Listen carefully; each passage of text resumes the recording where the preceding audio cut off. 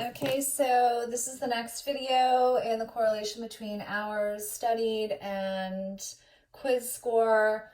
We have everything over here up through the point where we found our critical R and rejected our null hypothesis.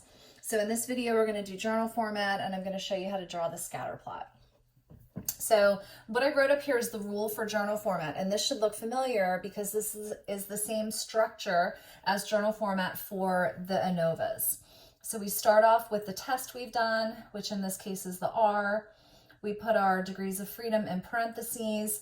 In the case of correlation, we only have a single degree of freedom that we calculate. Our observed R, then we put an equal sign in our observed R, then we put a comma. And then what comes after the comma depends on whether we rejected or failed to reject. So if we reject, it's P less than or equal to 0.05. If we failed, it's P greater than 0.05. All right, so our journal format for this problem is R, our degrees of freedom, which I forgot to write over here. Remember, it's n minus 2. So our degrees of freedom was 6, equals, we're going to put our observed R in here, which was 0.90. And because we rejected, this is P less than or equal to 0.05. All right, next we're going to do the scatter plot. So I already drew the shell of the scatter plot. So along the x-axis, we put our x variable, which in this case is hours studied. And along our y-axis, we put our y variable, which is quiz score. So all we're going to do is go line by line and plug in these coordinates. All right, so for the first line here, this first person, they studied for 0 hours and they got a 0 on their quiz score. So we just put a little dot there at 0, 0. Next, they studied for 0 hours and scored a 3. So we're going to go over 1, up 5, put a dot.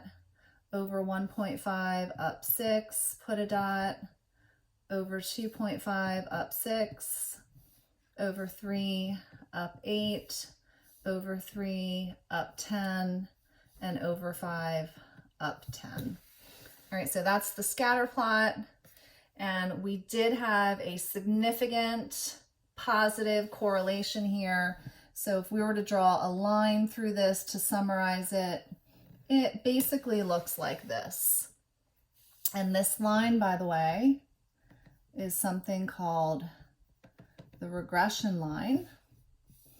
It's also called the trend line, and it's also called the line of best fit.